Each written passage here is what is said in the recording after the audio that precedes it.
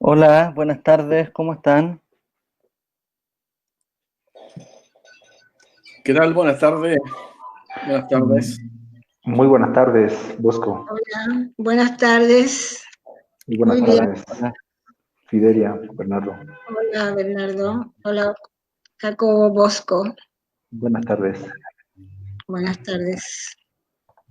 Oigan, bueno, es un gusto estar acá conversando con ustedes, comentar un poco que ya vamos como para el octavo capítulo, ¿no? Versión de este diálogo surandino desde el balcón. Y hoy día, en esta ocasión, tenemos dos invitados aquí con Bernardo Guerrero, ¿no? A la señora, a Fidelia, a la profesora Fidelia Martinetti y a Juan Jacobo Tancara. Juan Jacobo Tancara, oriundo de la provincia de Parinacota, de origen aymara, realiza su educación superior en 3 disciplinas: literatura, teología y filosofía en universidades de Centroamérica, específicamente Costa Rica, Sudamérica y Europa, Alemania. Y pertenece a la organización Comundo, que es una organización vinculada o que tiene como finalidad transferir conocimientos y transferir apoyo profesional en países en lo que se denomina en vías de desarrollo.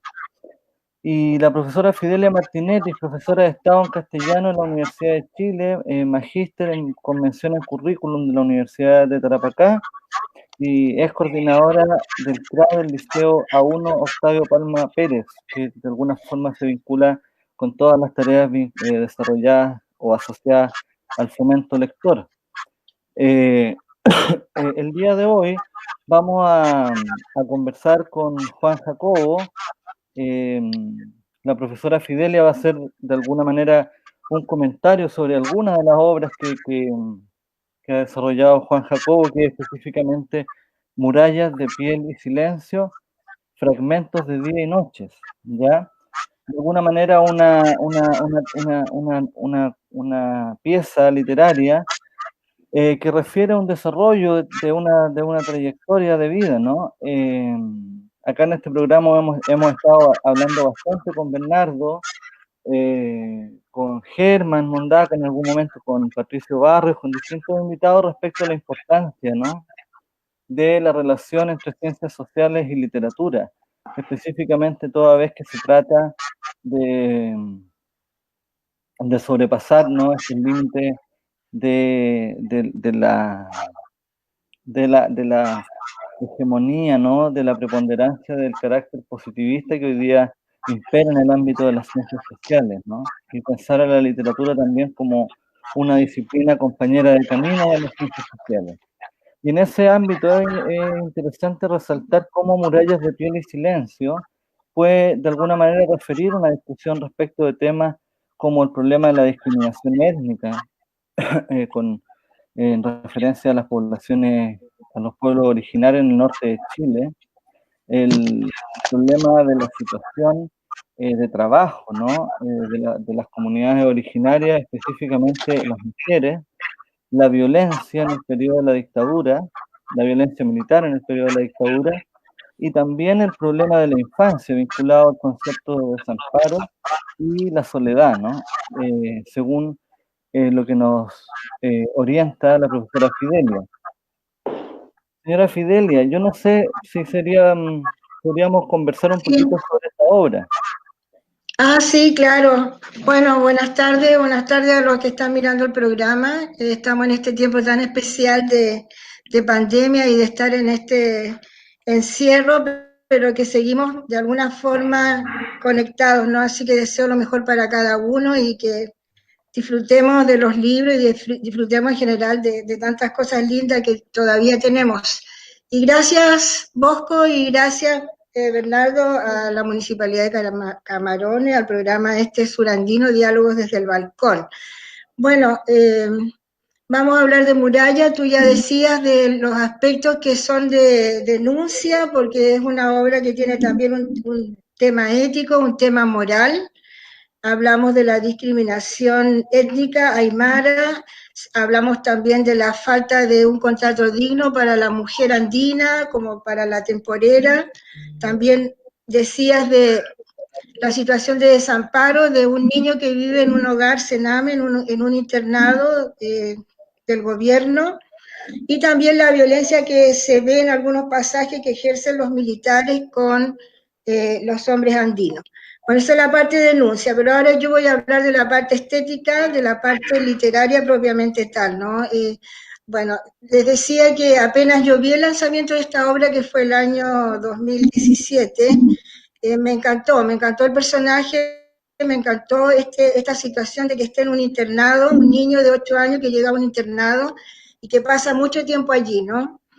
Y lo que significa, entonces lo que significa cómo se relacionan los lectores adolescentes cuando están recibiendo o dialogando con este niño que vive en un internado. Los niños ya han leído Papelucho, ya han leído de Diario de Vida, El niño que enloqueció de amor, y lo trabajamos entonces en el colegio. Lo hemos trabajado ya en 2 años y ahora próximamente lo vamos a hacer en un diálogo también con el Liceo A5.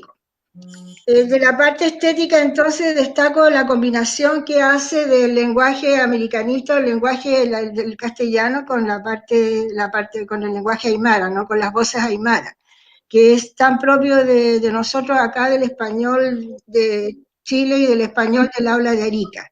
Es muy interesante, además que tiene todas las explicaciones de lo que significan los vocablos, están todas las explicaciones de las costumbres también, de los ritos y toda la cosmovisión andina. También destaco que el personaje no se queda solamente en la fábula, sino que aparece un narrador que es muy profundo, muy filosófico, entonces hay un trasfondo bastante ético-moral y un trasfondo de mucha cultura. No es un personaje sencillo. Bueno, es un niño, es un pícaro que cuenta la historia con los amigos, todo lo que le va pasando con cada amigo, y cada amigo también es un estereotipo, un tipo de niño que uno lo encuentra siempre, desde que comenzó el pícaro en los tiempos de que los libros eran anónimos. También destaco, bueno, la parte, lo amoroso, los valores del niño, la ternura que tiene, además que sufre mucho, sufre la muerte de su madre porque ingresa al internado y a la espera de que venga su madre, y prontamente su madre fallece. Entonces los pensamientos que él tiene, las reflexiones. La manera también de describir el paisaje es realmente una pintura de toda la belleza andina. Bueno, eso, y principalmente que a los niños les gusta mucho. Y el mensaje, bueno, ya está dicho, la parte de denuncia, y yo considero que esta novela, como es una novela que tiene un carácter testimonial, es decir, parte de una realidad también que es un drama, que es una tragedia, y se combina también con parte de ficción. Por supuesto que los nombres de los personajes están cambiados, etcétera. También hay historias que son un poquito más fabulosas, ¿no? Más de ficción. Pero es un libro que, así como les decía, ya leen también esta historia de Óscar Castro, La vida simplemente, la historia de Roberto, de este niño pobre que se cría en un prostíbulo, y les gusta mucho porque hay toda una conversión del personaje, hay un crecimiento. Entonces considero que como diario de vida o como novela testimonial, y también por ser una novela con un personaje aymara, es sumamente importante. Yo quedé realmente muy contenta con la respuesta de los niños, de mi liceo y también de los colegios que lo han trabajado, porque lo trabajamos también el año pasado con el A5. Bueno, no sé qué más, por ahora. Bueno, a mí me parece súper interesante aquello que usted señala respecto de cómo en Murallas de Piel y Silencio, Juan Jacobo va de alguna manera combinando, ¿no? Un aspecto que dice relación con la denuncia, pero también esta relación como con escribir un paisaje, ¿no? O sea, escribir como una pintura, ¿no? Sobre el paisaje. Entonces, hay una parte muy bonita por acá que dice: desde Zapagüira se dividen los caminos, aquel que lleva a Putre y a los pueblos de más arriba, a Caquena, y el que va a Belén. Hay tierras de diversos colores, varios pueblos más, Murmuntani, Chapiquiña, Pachama, montera de cantos que parecían pueblos y vecindarios que parecían árboles, diversos arbustos cuyos nombres en Aymara había olvidado. Entonces, de alguna manera, hay una descripción muy bonita, muy precisa, con un elemento estético bastante desarrollado ahí, ¿no, Juan Jacobo? No sé si tú nos quieres hacer algún comentario sobre esta obra. Sí, muchas gracias por la oportunidad. Realmente vuelvo a agradecer, ¿no? Sí, y siempre voy a estar agradecido por esta oportunidad y por la generosidad que han tenido con esta obra. Es una novela de la memoria, hay una historia, por eso es una novela. Los personajes son suma de caracteres de niños que conocí, son historias fragmentarias.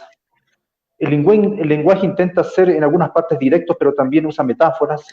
Como decía Fidelia, hay una intencionalidad poética también, para no mostrar, bueno, hay un esfuerzo, ¿no? No sé si lo logré, de hacer una obra literaria, ¿no? Para diferenciarlo de otros textos etnográficos, por ejemplo, etc.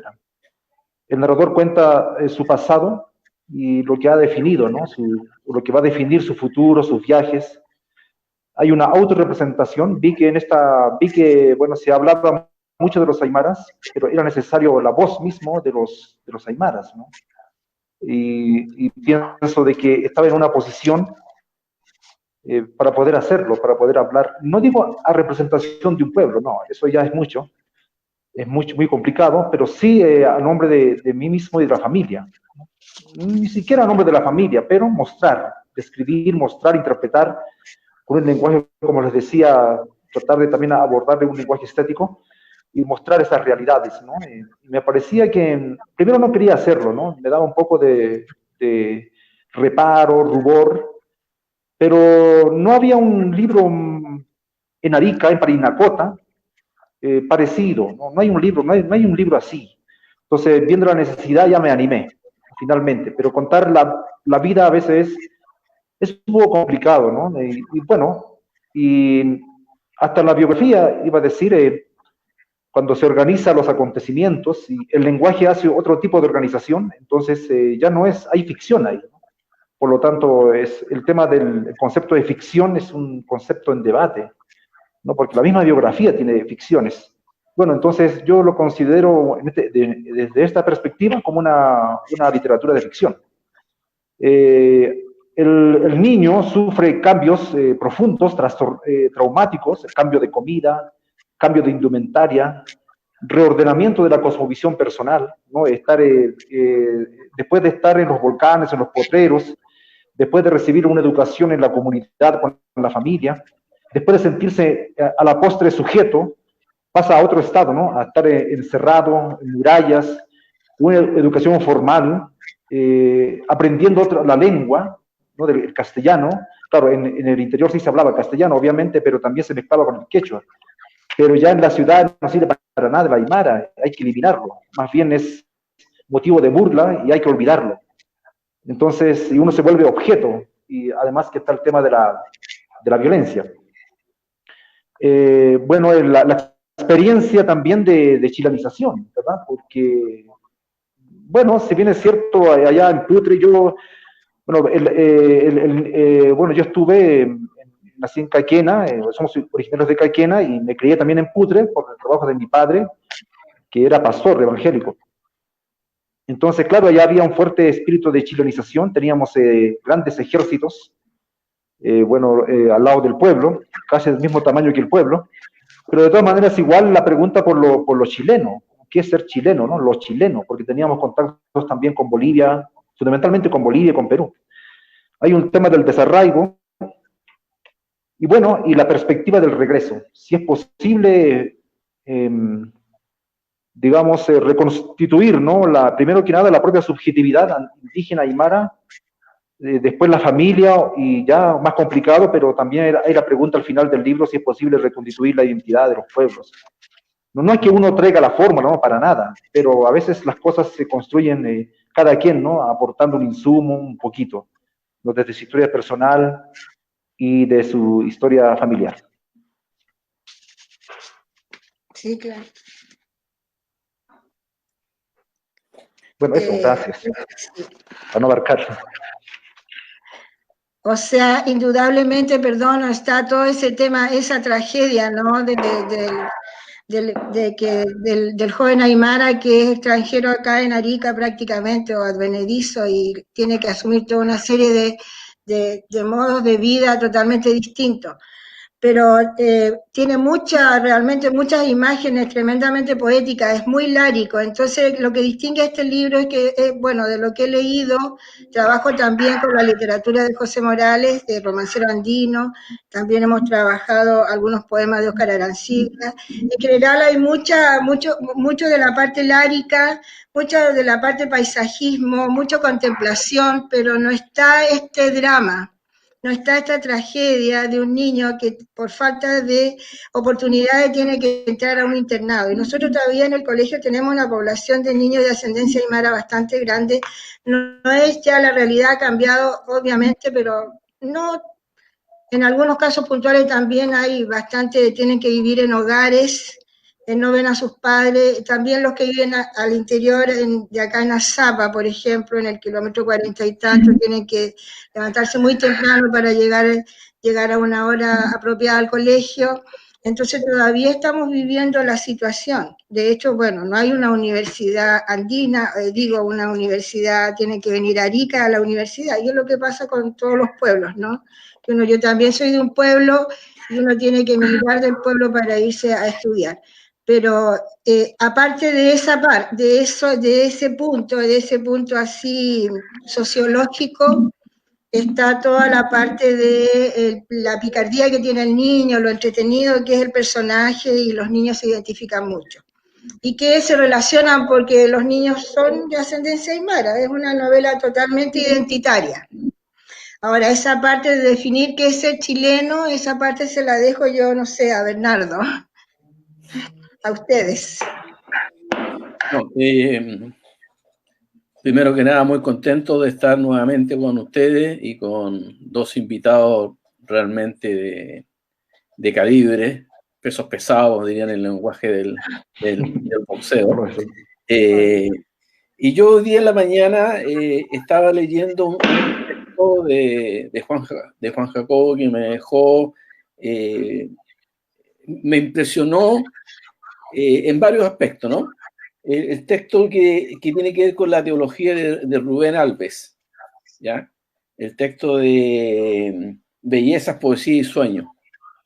Y en ese texto hay una cantidad de afirmaciones que hace Juan Jacobo que a mí me interpretan mucho, que tiene que ver un poco con su aproximación a la estética, a las estéticas religiosas, ¿no?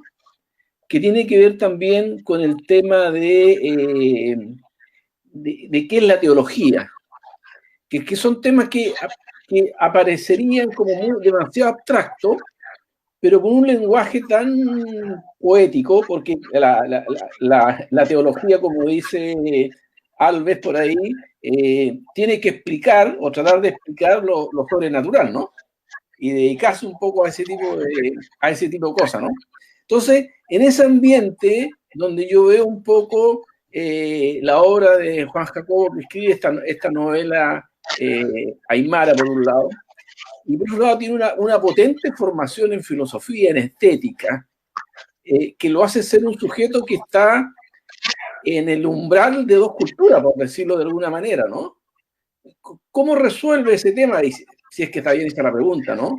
¿Cómo te manejan ese tema, Juan Jacobo? Porque la estética, digamos, y sobre todo la estética indígena, son estéticas muy poco trabajadas también, y cómo la literatura nos puede llevar también a ese tipo de discurso estético. No sé si me hago entender. Sí, gracias Bernardo por la pregunta, también por la oportunidad. Me parece que somos una sociedad sincrética, ¿no? No hay nada que hacer, ¿no? Al menos por ahora no. Yo apoyo y valoro mucho a los hermanos que quieren volver, digamos, a lo aymara, al idioma, o sea, regresar completamente a ese mundo, las posiciones más indianistas. Sin embargo, la lengua que usamos para comunicarnos, porque yo creo que lo principal es comunicarnos, ¿no? No sé si, claro, en su momento yo también renegaba contra el castellano, pero no mucho, porque me di cuenta que había que apropiarse del idioma, de este idioma, transformarlos a nuestros intereses políticos, a nuestros intereses culturales y sociales, y por lo tanto convivimos con el castellano, no podemos prescindir de él, ¿no? Y además nos sirve como un vehículo para comunicar nuestras ideas. Ahora, eso sí, nosotros tenemos que transformar este castellano. Bueno, eso creo que es una cosa ya casi obvia. Entonces, fundamentalmente, bueno, existe una estética indígena, ¿no?, de los tejidos. Verónica Cereceda lo trabaja bastante bien.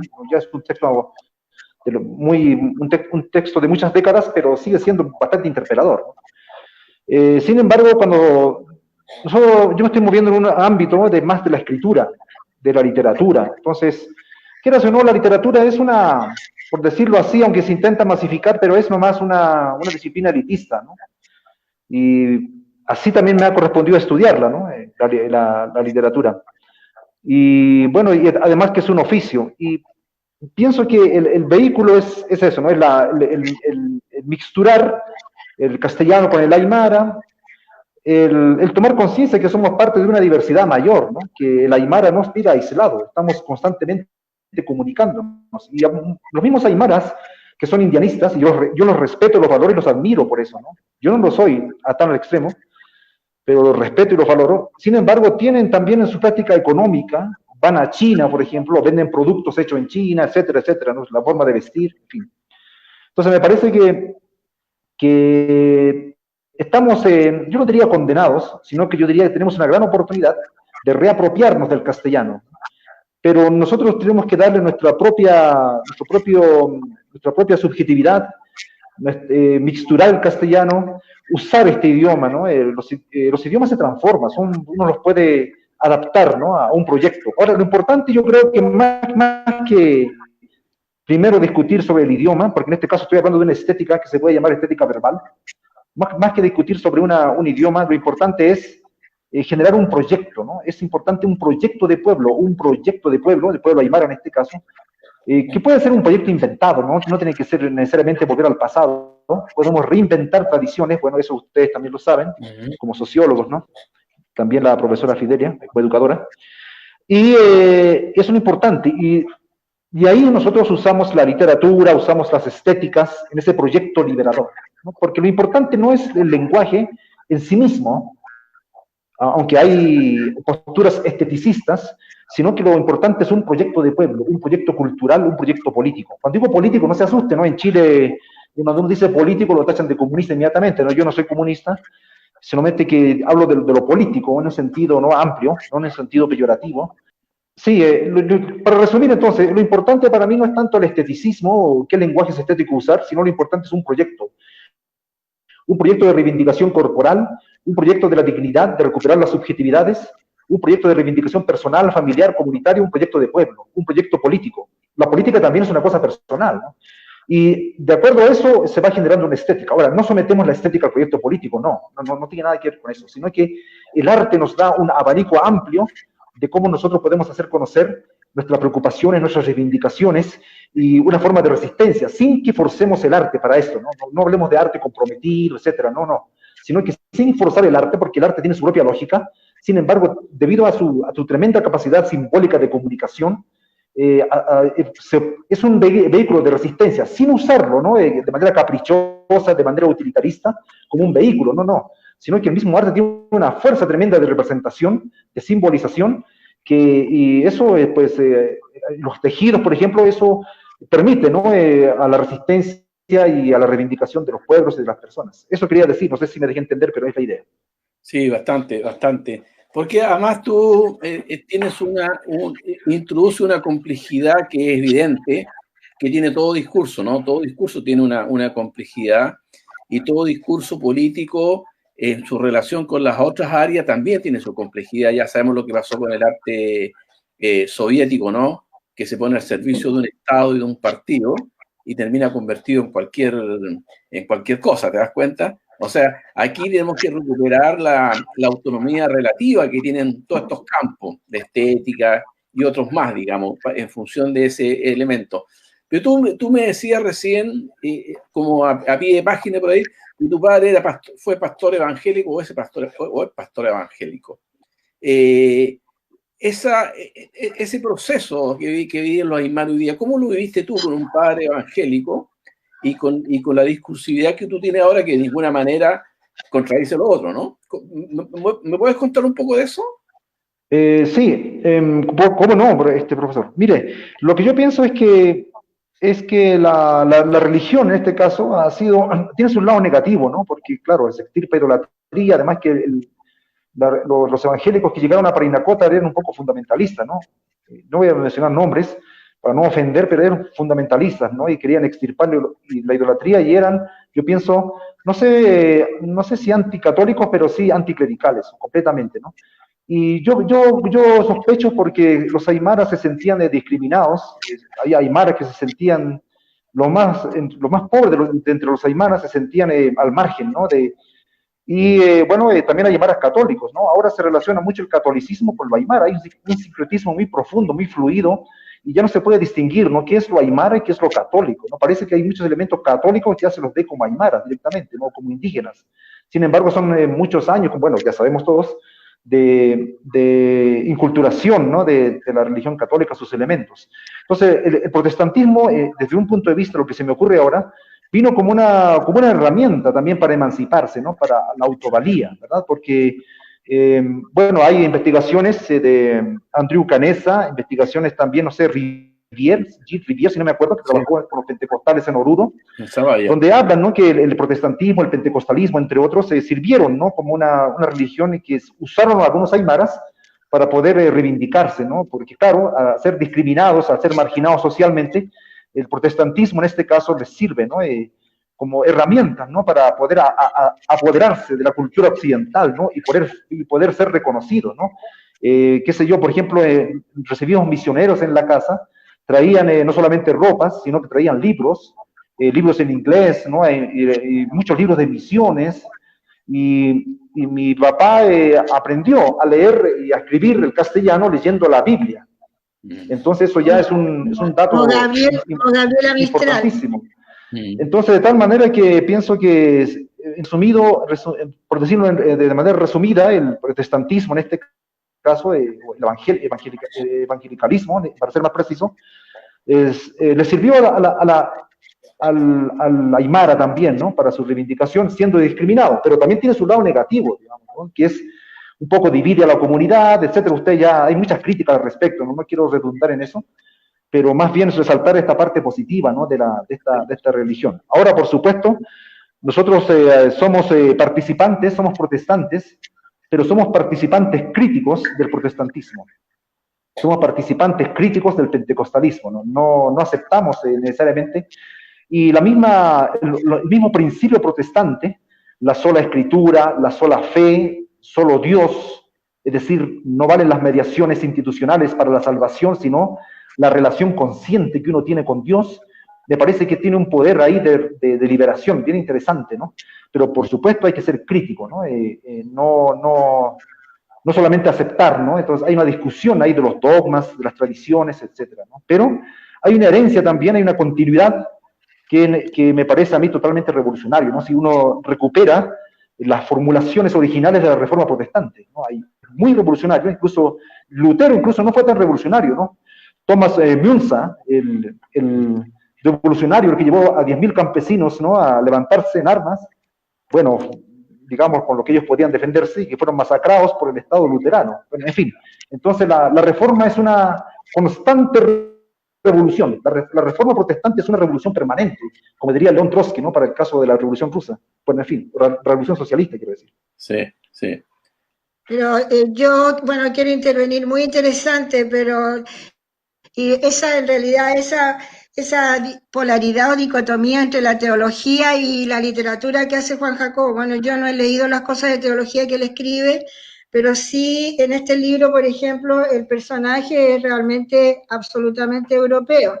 Yo digo, es un aymara europeo, y está también toda la parte de la espiritualidad.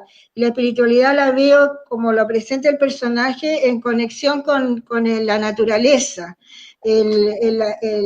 La mímesis que hay entre la manera de vivir, entre lo natural, cómo son los árboles, cómo es el día, cómo es la noche, y cómo es la vida del hombre sencillo en el campo. Este es un libro tremendamente filosófico, mientras dure la vida, pero me parece muy interesante todo eso que están hablando ustedes de cómo se puede llevar una religión, una ideología, y combinarlo con la cosmovisión andina, y también con toda la educación en el caso del escritor que ha recibido, porque todo lo que ha transmigrado. Pero me estaba acordando, porque yo acá junté unos libritos de un libro que leemos también en el colegio, que es del padre Ursúa, Arica, Puerta Nueva, que también está escrito toda la historia de Parinacota, muy interesante, por el Luis Ursúa, de Ediciones Parina, lo reeditó. Sí. Es un libro de los años 65 más o menos, porque este cura vivió en ese tiempo, recorrió, y él me parece que era jesuita, desde su manera, desde su teología, desde su religión, escribió toda la historia de Parinacota, y es un libro bastante valioso. Eso también lo leemos en el colegio. Bueno, eso quería decir.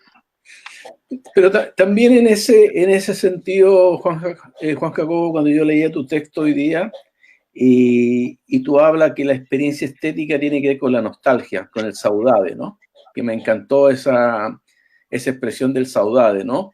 Y de la nostalgia, digamos, como más aún en estos tiempos en que pareciera que tenemos futuro para una semana más, ¿no? Como alguien decía por ahí, en tiempo de pandemia, el futuro no dura más de una semana, ¿eh? Hay que reinventarse cada semana, ¿no? Si no, porque estamos en un peligro muy potente, digamos, ¿no? Nunca habíamos estado con tanta fragilidad frente a la vida, ¿no? Entonces, en ese sentido también a veces valorar lo que uno ha perdido, porque eso es añorar lo que uno ha perdido, valorar, es un poco esa es la nostalgia, ¿no? Y por otro lado, y engazo con esto, uno leyendo a Forné Betancourt, uno piensa, por ejemplo, cuánta falta nos hace que las interculturalidades de la cual estamos hablando también sean interculturalidades religiosas y teológicas, ¿no? Donde el peso y la influencia sean equivalentes, donde una no consuma a la otra como lo hizo el primer catolicismo que trajeron los españoles, ¿no? Ahí me quedo. Bueno, sí, el tema de la interculturalidad, bueno, usted ha mencionado a un filósofo que igual me gusta a mí, ¿no? Que, bueno, cubano-alemán, me parece, bueno. Sí, cubano-alemán. Y hay otro que también debes conocerlo, ¿no? Se llama, que fue mi colega en Bolivia, yo viví en Bolivia, trabajé en Bolivia, que se llama Joseph Esterman. Ah, no sé sí, si claro. te suena. Entonces, los dos están en esa línea, ¿no? De hacer un diálogo sur-sur. Bueno, ahora ya no suena mucha novedad decir, ¿no? Pero en su tiempo era muy novedoso, ¿no? Porque siempre había este diálogo norte-sur, sur-norte, y un diálogo casi había que supeditarse, ¿no? Bueno, en fin, al norte. Pero esta filosofía o esta teología intercultural que plantea Fornet Betancourt, como señalaste, y Joseph Esterman, entonces es un proyecto enorme, ¿no? De diálogo sur-sur y empezar a ver nuestros proyectos de sociedad, la identidad, la religiosidad, la espiritualidad.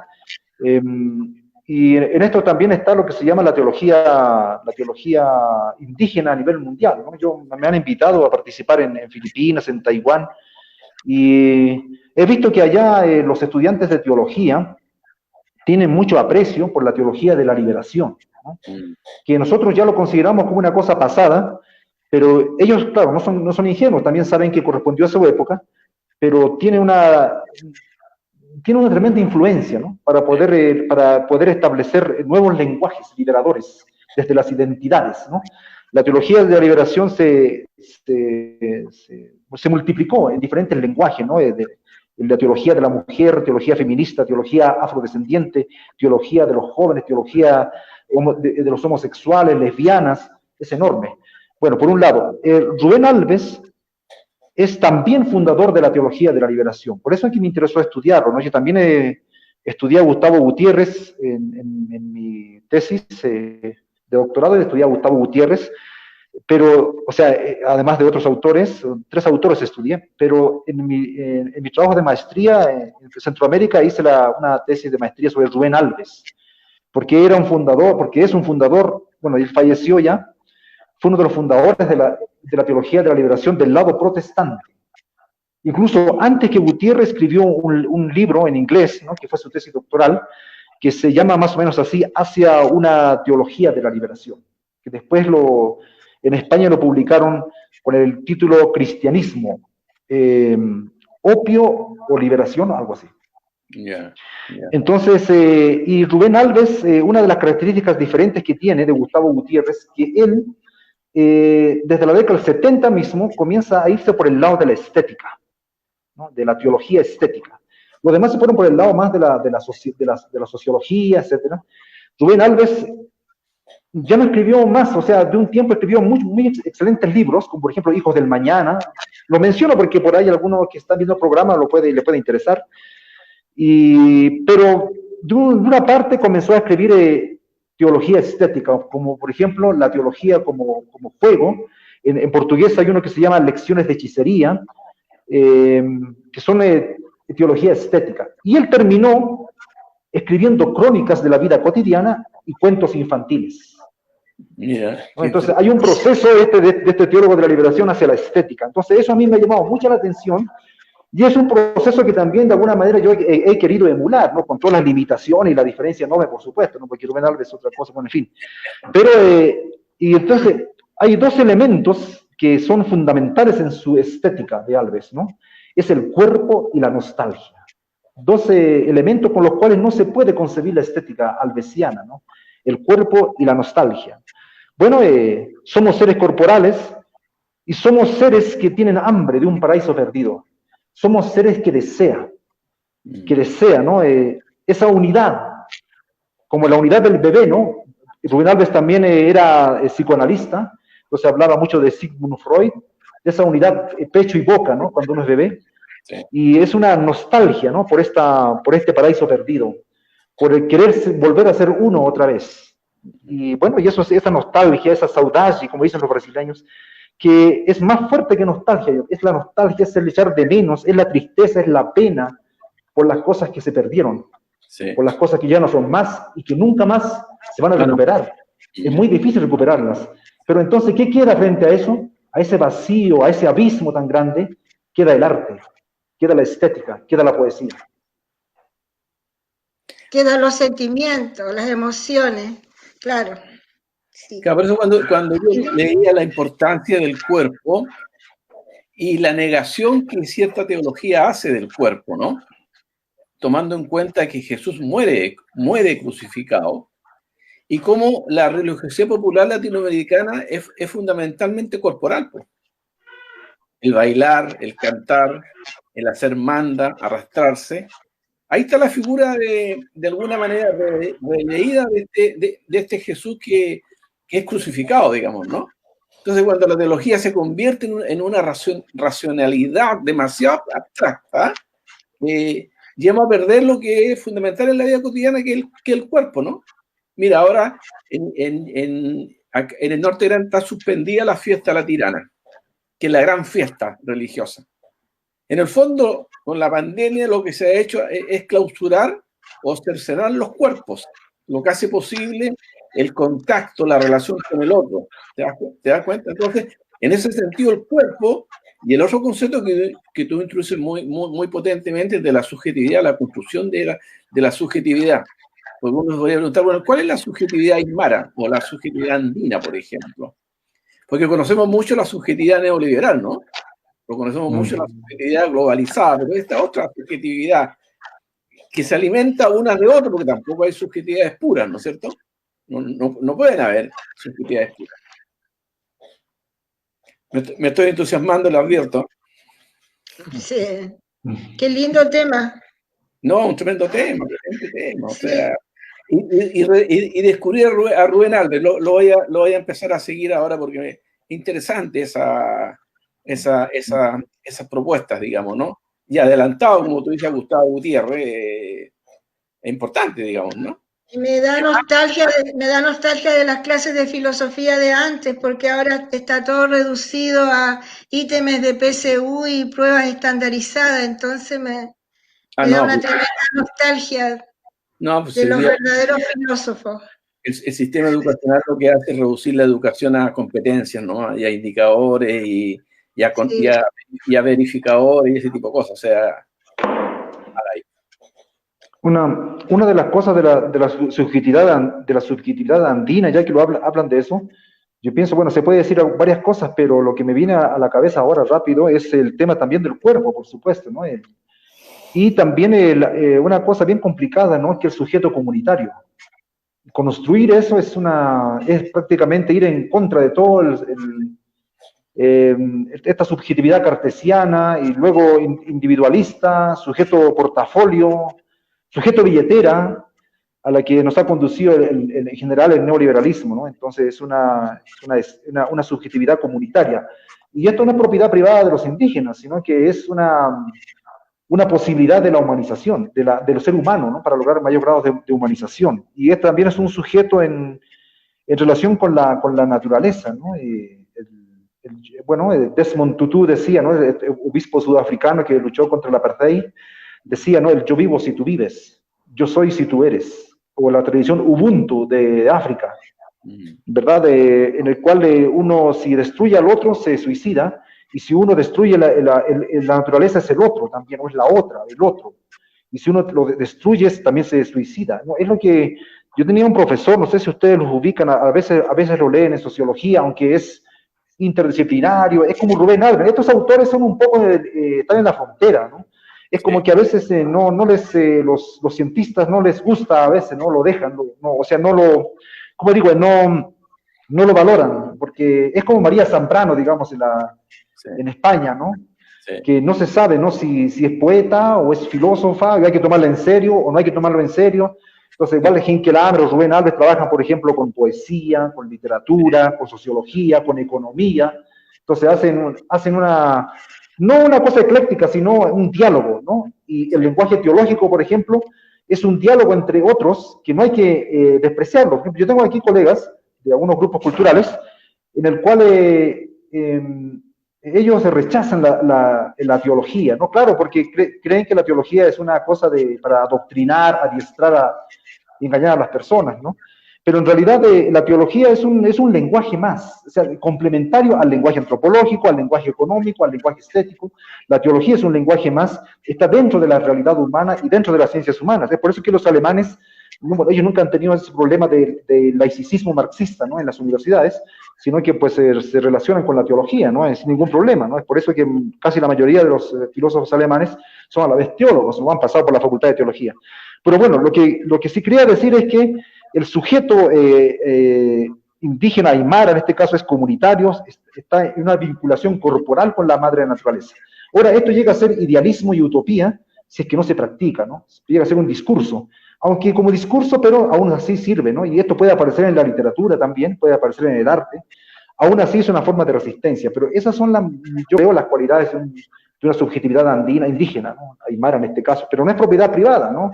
De los aymaras. Hay otros pueblos originarios y otras culturas, en Europa mismo, incluso antes de que el cristianismo neoplatónico, ¿no? De Plotinio, ¿no? Separara todo, ¿no?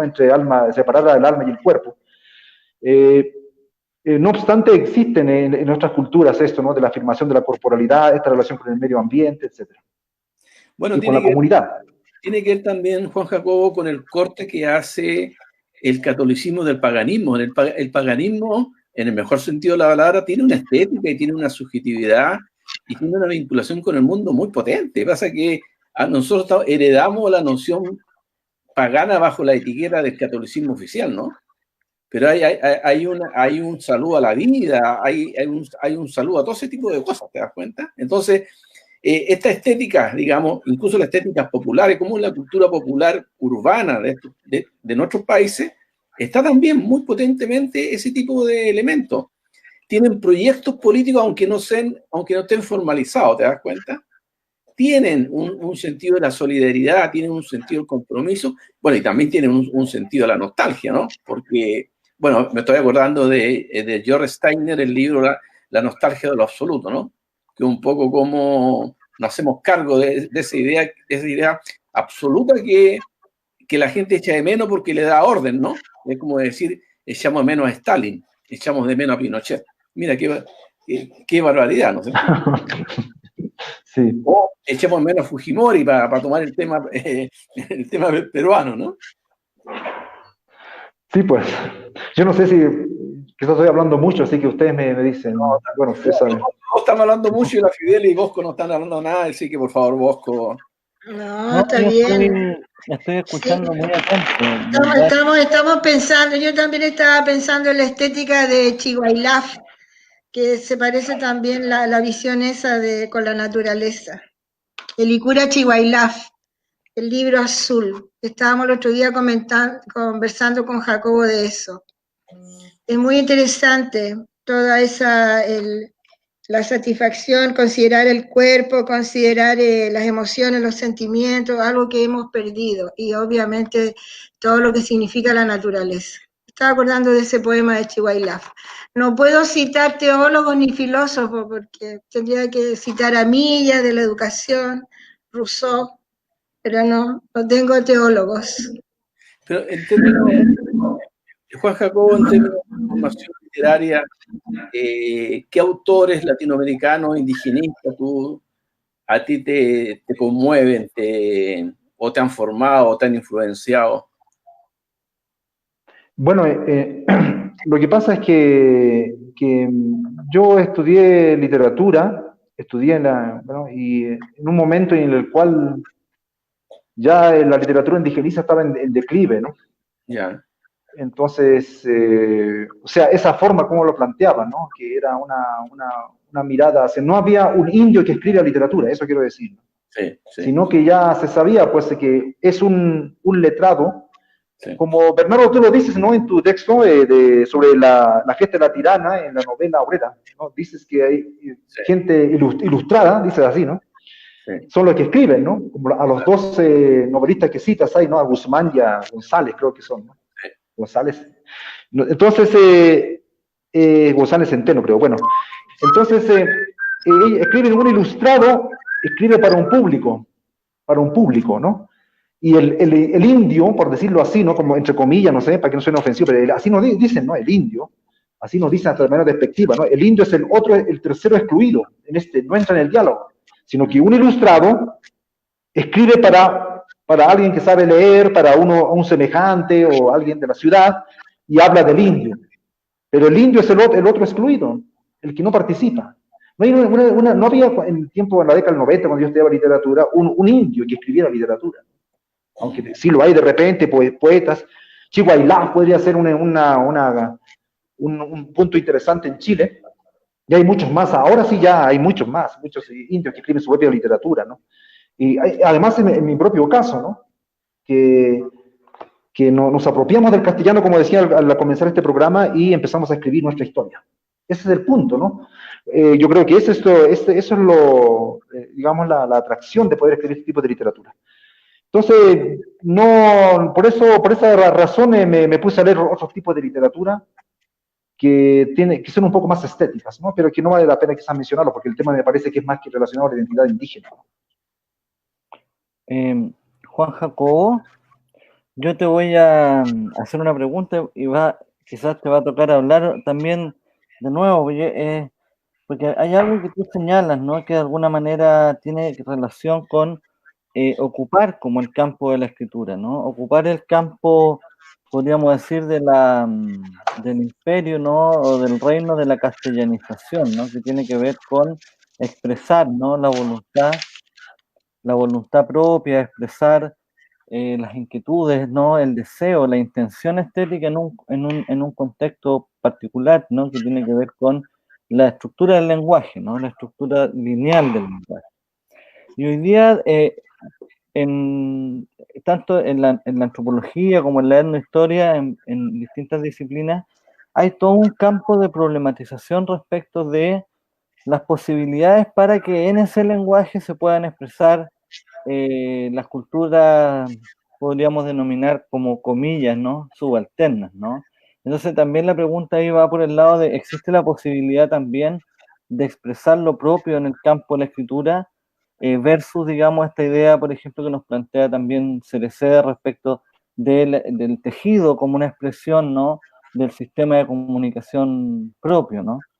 Eh, la escritura tú lo ves como un campo posible, ¿no? De modificar donde pueda quedar como la subjetividad del otro incorporada en su totalidad. Sí, completamente, ¿no? Aunque en la literatura no es el único arte, ¿no? Lamentablemente yo a veces hablo en contra de la literatura, ¿no?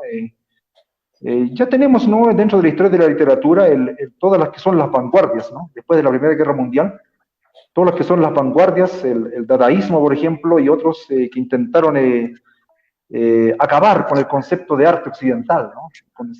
En fin, hay una revolución ahí mismo, ¿no? Estética.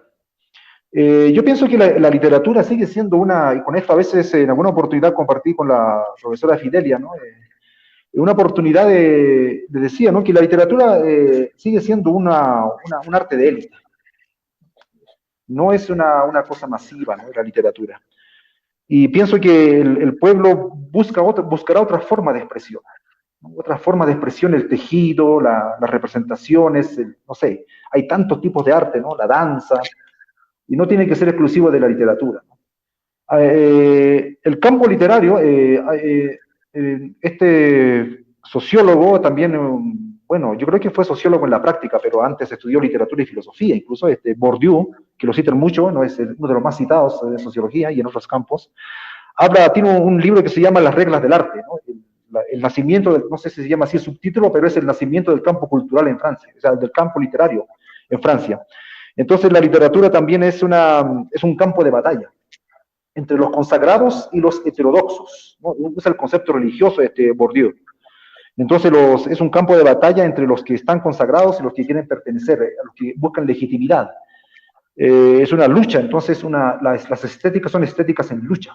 Entonces uno cuando entra al campo literario tiene que estar consciente de que tiene que enfrentarse en un campo, ¿no? De oficio donde pues están los consagrados, ¿no? Y tienes que buscar una nueva manera de escribir para poder, digamos, plantear otro tipo de literatura, ¿no? Y es una cosa bien complicada, porque hay modelos literarios que si uno no escribe de esa manera, no te valoran, ¿no? Por ejemplo, el concepto de novela, hay una cierta...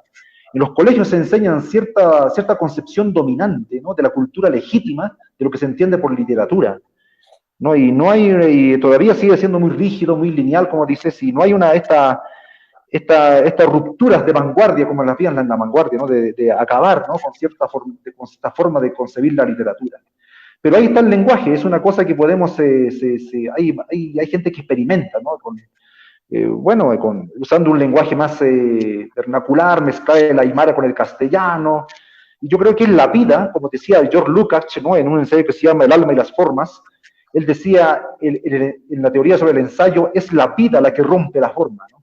Entonces yo pienso que es la vida, yo pienso que es la lucha, ya contextualizando un poco, ¿no? Sobre los pueblos aymaras en Parinacota, es la resistencia, es la voluntad de constituirnos otra vez como pueblo, como comunidad, la que tiene que crear un tipo de literatura, ¿no? Que rompa, ¿no? Con las formas, con los géneros, y mezcle, ¿no? Tal vez los lenguajes, no sé, ¿cómo se plantearía, ¿no? ¿Cómo se planteará una nueva literatura?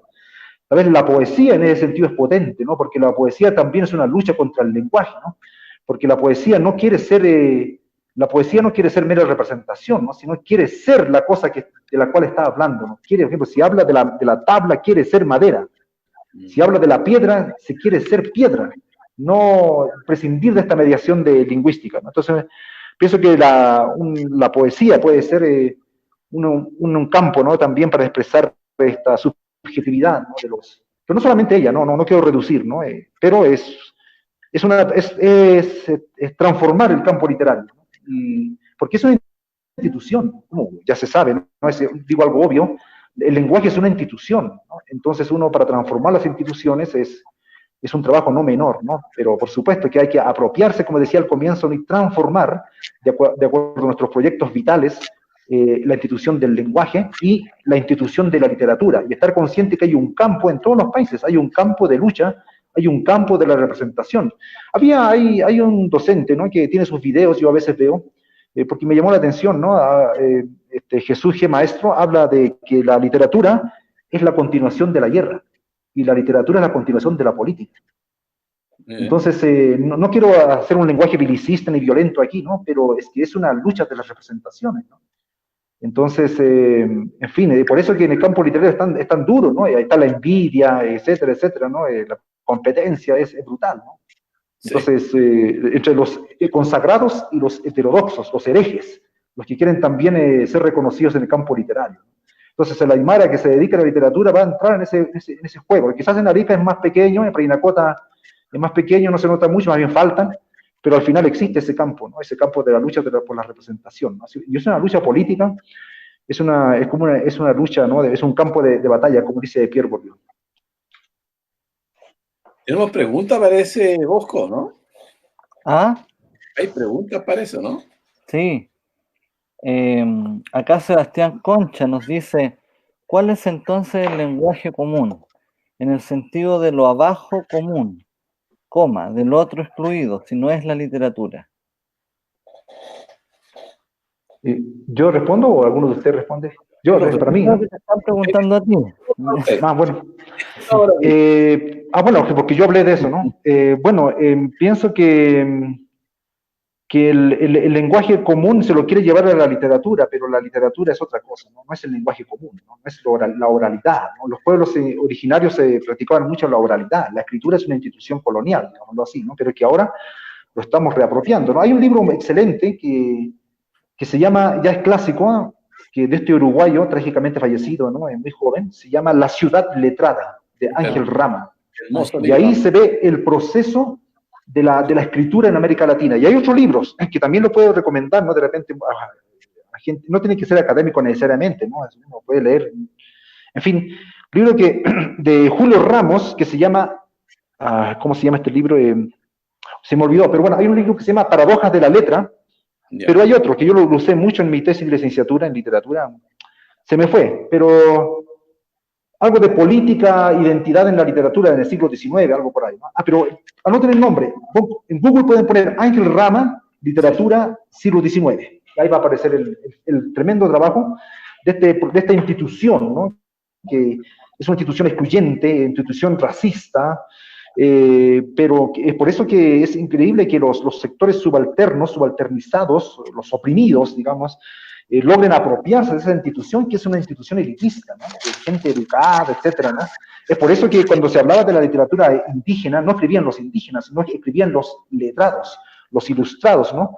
Y cómo hay un proceso en que esta institución se comienza a democratizar y los bárbaros comienzan dice Ángel Rama, comienzan a invadir la polis letrada, ¿no? Y a apropiarse de la literatura. Y eso es un combate, no es una cosa dada, ¿no? Entonces, hay que tener conciencia si uno participa del campo literario de este combate, ¿no? Y ahora, ¿para qué vamos a mencionar otro factor, ¿no? Que es la industria cultural, donde prácticamente si tú no te metes en la industria cultural, mueres, ¿no? O sea, no te lee la gente. Es por eso que buscamos nosotros, las editoriales alternativas, buscamos otro tipo de hacer conocer nuestra literatura, ¿no? Pero definitivamente la interpretación de la realidad, bueno, ustedes como sociólogos lo saben, también la profesora, como educadora, son interpretaciones en lucha. y por lo tanto la industria cultural, los medios de comunicación que manipulan las masas, pues imponen un cierto tipo de literatura, imponen ciertos gustos estéticos. Hay un libro de Bourdieu, aquí lo tengo, mire, justo, se llama La distinción, criterios y bases sociales del gusto. Entonces, el gusto no es una cosa, natural, sino que el gusto es un hábitus de clase social, ¿no? Es por eso que los ricos juegan golf, juegan tenis, ¿no? Y cuando los pobres comienzan a jugar golf, eso parece decir, ¿no? Bourdieu, los ricos inventarán otro deporte, porque es distinguirse, ¿no? Del populacho, ¿no? Etcétera. Entonces, en este sentido, cuando si uno pertenece a un sector subalterno, ¿no? A las literaturas indígenas, literatura de mujeres, literaturas de negras, literatura negra, literatura homosexual, tiene que estar consciente, ¿no? De que la realidad es un campo de lucha, una lucha de las interpretaciones, y que es una contienda, ¿no? Con otros tipos de literatura y con otras representaciones legítimas de la realidad, podemos decir así, ¿no? Con la cultura legítima además, ¿no? Porque estas literaturas no fácilmente son aceptadas, ¿no? Ahora sí, pero no fácilmente son aceptadas. No sé si me dejo entender, pero más o menos es la idea. Muy bien, muy bien, muy bien. Yo tengo ganas de preguntar más. Sí. Pero estamos un poco así medios con la hora y lo que hemos visto es que ya cuando nos pasamos de la hora se nos empieza a ir la gente, empieza a bajar también son las reglas del campo, también de este campo de la virtualidad, ¿no? Sí. Ahora, todo lo exitoso es corto y rápido, ¿no? Y de repente cuando se extiende ya la gente se empieza como a rellenar. Así que yo creo, Bernardo, que tenemos que evidentemente organizar otra sesión de conversación porque quedaron aquí muchas cosas pendientes con Juan Jacobo y Fidelia. Gracias. No, realmente ha sido un diálogo, como dice el nombre del programa, muy ilustrativo, muy bueno. Uno aprende mucho cada día, aprende más todavía con invitados como Juan Jacobo. Así que un abrazo, Juan Jacobo, y gracias por compartir tus conocimientos, tu experiencia, tu forma de ver el mundo. Yo les quedo muy agradecidos a ustedes otra vez, ¿no? Por dar este espacio a nuestro humilde trabajo. Y bueno, y ya que no tengo mucho espacio, porque para nosotros siempre es complicado tener espacios, solamente invitar a los que están viendo el programa a que, bueno, les invito a que puedan conocer modestamente, ¿no? Nuestro trabajo, estos vestigios de montañas, un viaje, la historia de una familia aymara. Luego, Murallas de piel y silencio, bueno, ya lo mostramos.